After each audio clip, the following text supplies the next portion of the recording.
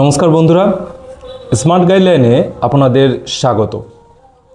অবশেষে দীর্ঘ ২৬ দিনের অনশন ভাঙলেন প্রখ্যাত পরিবেশ ও সমাজকর্মী সোনাম ওয়াংচুক।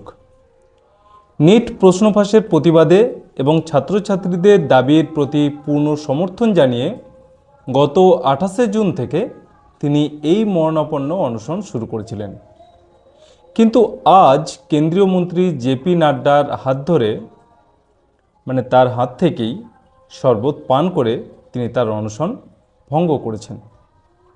এখন সবচেয়ে বড় প্রশ্ন হলো, তাকে সামনে রেখে দিল্লিতে ককরোচ জনতা পার্টি বা আরশোলাদের যে আন্দোলনটি চলছিল তার ভবিষ্যৎ তাহলে এখন কি হবে? এই আন্দোলন কি এখানেই মুখ থুবড়ে পড়বে, নাকি নতুন কোনো দিকে মোড় নেবে? চলুন আজকের ভিডিওতে পুরো বিষয়টি বিশ্লেষণ করে দেখা যাক। আপনারা স্ক্রিনে দেখতে পাচ্ছেন, সংবাদ মাধ্যমগুলো জানাচ্ছে যে কেন্দ্রীয় মন্ত্রী জেপি নাড্ডা এবং ডক্টর জিতেন্দ্র সিংয়ের উপস্থিতিতে সোনাম ওয়াংচুক তার অনশন ভেঙেছেন। দেশ জুড়ে প্রশ্ন ফাঁস নিয়ে যখন ছাত্রছাত্রীদের মধ্যে তীব্র ক্ষোভ, ঠিক সেই সময় কেন্দ্র সরকার অত্যন্ত কড়া বার্তা দিয়েছে।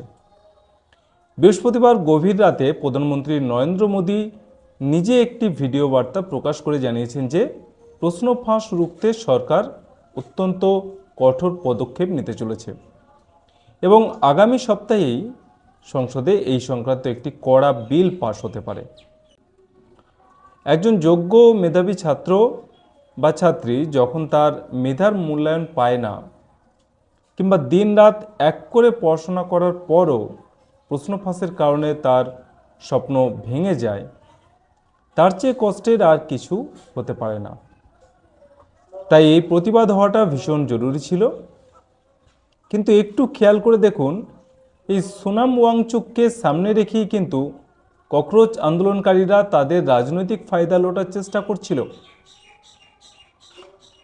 ২১ দিনের মাথায় যখন ওয়াংচুকের শারীরিক অবস্থার চরম অবনতি ঘটে এবং তার প্রায় ১১ কেজি ওজন কমে গেল, তখন পুলিশ তাকে জরুরি ভিত্তিতে হাসপাতালে ভর্তি করে।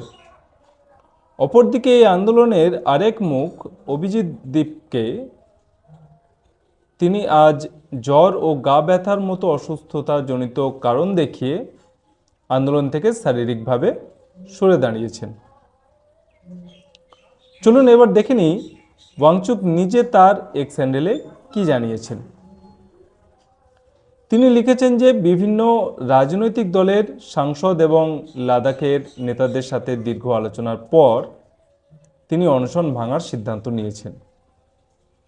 দেশে যাতে কোনো ধরনের সংঘাত বা ভায়োলেন্স না ছড়ায়, সেই উদ্দেশ্যেই সরকারের সাথে এই নেগোসিয়েশন। এমনকি প্রধানমন্ত্রী নরেন্দ্র মোদীও তাঁর সুস্থতা কামনা করে টুইট করেছেন। এই মুহূর্তে আপনারা স্ক্রিনে দেখতে পাচ্ছেন সেই দৃশ্যটি, যেখানে জেপি নাড্ডা তাকে শরবত পান করিয়ে অনশন ভাঙাচ্ছেন এবং সরকারও যে তাদের দাবিগুলো গুরুত্ব সহকারে বিবেচনা করছে তা স্পষ্ট হয়ে উঠেছে। তো বন্ধুরা, সবশেষে আপনাদের কাছে আমার প্রশ্ন, যে প্রশ্ন ফাঁসের বিরুদ্ধে এই আন্দোলনের সূত্রপাত, সরকার তো সেই দাবিগুলো মেনে নিয়ে আগামী সপ্তাহে কড়া আইন আনতে চলেছে।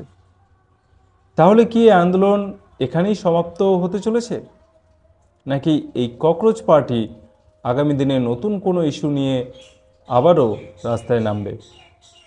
আপনাদের কি মনে হয় এই আন্দোলনের ভবিষ্যৎ কি? আপনাদের মূল্যবান মতামত অবশ্যই নিচে কমেন্ট বক্সে লিখে জানান।